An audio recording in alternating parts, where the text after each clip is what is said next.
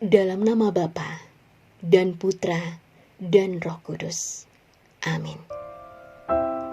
Ya Tuhan Yesus Kristus, bukalah telinga dan mata hati kami, agar kami dapat mendengar dan memahami perkataan-Mu dan melakukan kehendak-Mu. Curahkanlah pikiran dan pemahaman kami dengan terang pengetahuan-Mu, sehingga kami tidak hanya mendengarkan sabda-Mu, tetapi juga melaksanakannya. Dan semoga semuanya bisa menjadi jalan untuk pertobatan, pencerahan, dan pengudusan bagi kami, serta untuk keselamatan jiwa kami. Amin.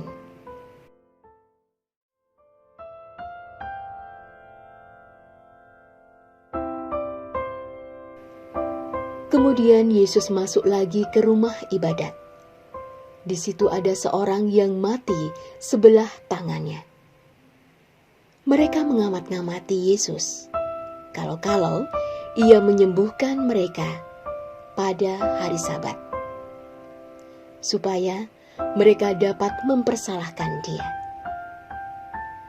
Kata Yesus kepada orang yang mati sebelah tangannya itu, "Mari, berdirilah di tengah."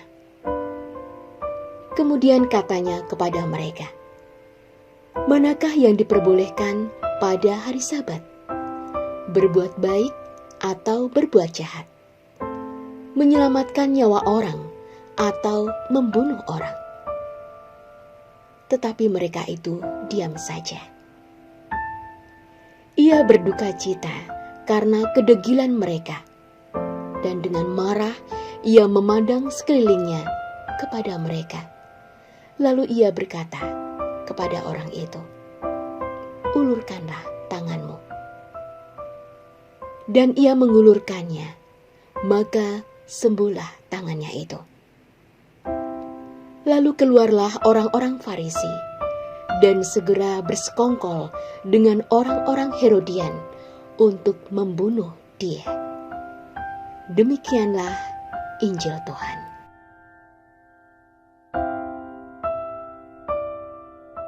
Saudara-saudari yang terkasih dalam Tuhan kita Yesus Kristus,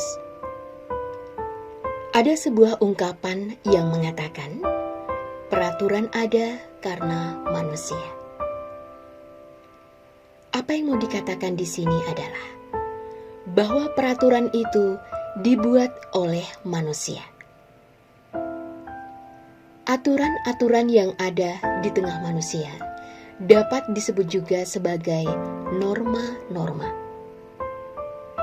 Dengan norma-norma inilah manusia dapat melakukan tindakannya sehari-hari. Namun tidak jarang juga aturan-aturan maupun norma-norma tadi membuat manusia merasa tertekan. Ada pula yang menjadikannya sebagai senjata untuk menjatuhkan orang lain. Semua ini tidak lepas dari keegoisan yang ada dalam diri setiap manusia. Saudara-saudari yang terkasih dalam Tuhan kita, Yesus Kristus. Berbicara tentang peraturan, dalam Injil Markus yang telah kita dengarkan pada hari ini, dikisahkan bagaimana Yesus yang menyembuhkan orang pada hari Sabat. Sebagaimana yang kita ketahui, bahwa orang Yahudi sangatlah berpegang teguh pada hukum Taurat. Hal ini juga berlaku dengan hari Sabat. orang Yahudi menganggap bahwa apa yang dilakukan Yesus itu adalah tidak tepat, karena ia menyembuhkan orang pada hari Sabat. Yesus menyembuhkan orang pada hari Sabat bukan berarti ia tidak menghormati hari Sabat. Yesus memperlihatkan belas kasih dapat mengalahkan segalanya. Yesus juga menunjukkan bahwa belas kasih tidak dibatasi oleh ruang dan waktu. Dalam hal ini, kita bisa melihat sisi kealahan yang dimiliki oleh Yesus, di mana ia merasa kasihan terhadap orang yang lumpuh tadi. Tidak mungkin ia membiarkan orang lumpuh tadi terus berada dalam penderitaannya. Bahkan setelah Yesus menyembuhkan orang lumpuh tadi, Yesus mengajukan pertanyaan yang provokatif terhadap orang-orang Yahudi. Ia bertanya, manakah yang diperbolehkan pada hari Sabat? Berbuat baik atau berbuat jahat? Menyelamatkan nyawa orang atau membunuh orang? Saudara-saudari yang terkasih dalam Tuhan kita, Yesus Kristus. Dalam kehidupan kita sehari-hari, tidak jarang juga kita melakukan seperti yang dilakukan oleh orang-orang Yahudi. Kita menganggap bahwa diri kita lebih benar daripada orang lain. Misalnya, ketika ada tetangga kita yang sakit, kita tidak mau langsung menolongnya. Kita menganggap bahwa itu bukan urusan kita. Bahkan, kita mengatakan, biarlah kepala kampung yang mengurusnya.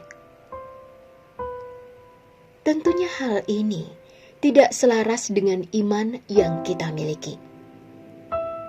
Iman kita mengatakan bahwa hendaknya kita mampu untuk selalu berbelas kasih terhadap semua orang. Contoh lain yang bisa kita ambil adalah di tengah-tengah keluarga kita. Sebagai orang tua, tentunya kita merasa bahwa perkataan kitalah yang harus selalu didengar oleh anak-anak kita. Hal ini tidak lepas karena mindset yang mengatakan bahwa perkataan orang tualah yang harus didengarkan. Padahal, perkataan dari anak-anak kita perlu juga didengarkan. Karena siapa tahu apa yang dikatakan oleh anak-anak kita lebih benar. Saudara-saudari yang terkasih dalam Tuhan kita, Yesus Kristus. Melalui bacaan Injil hari ini, Yesus mengajak kita supaya kita tidak diperbudak oleh hukum. Namun bukan berarti kita tidak mentaati aturan-aturan atau norma-norma yang ada. Justru Yesus menekankan kepada kita, hendaknya hukum, aturan, dan norma-norma yang ada dalam kehidupan kita menjadi tolak ukur bagi kita untuk mampu berbelas kasih terhadap semua orang. Kita harus selalu ingat bahwa belas kasih tidak memandang ruang dan waktu. Belas kasih Allah tercurah untuk seluruh umat manusia. Oleh karena itu, marilah saudara-saudari yang terkasih, sebagai pengikut Kristus yang sejati, sudah selayaknya kita mampu menunjukkan belas kasih Allah terhadap orang-orang yang ada di sekitar kita. Allah Bapa yang penuh belas kasih, kami bersyukur dan berterima kasih atas berkat-Mu yang masih kami terima hingga saat ini. Ya Tuhan, bantulah kami sehingga mampu berbelas kasih terhadap semua orang, seperti yang telah ditunjukkan oleh Putra-Mu kepada kami. dengan pengantaraan Kristus Tuhan kami. Amin. Dalam nama Bapa dan Putra dan Roh Kudus. Amin. Terima kasih sudah menyaksikan renungan hari ini. Jangan lupa like, subscribe, dan aktifkan tombol loncengnya agar Anda yang pertama mendapatkan notifikasi updatean renungan harian dari Komsos Keuskupan Padang. Dan bagikan ke sosial media agar saudara-saudara kita dapat mendengarkan dan merenungkan firman Tuhan.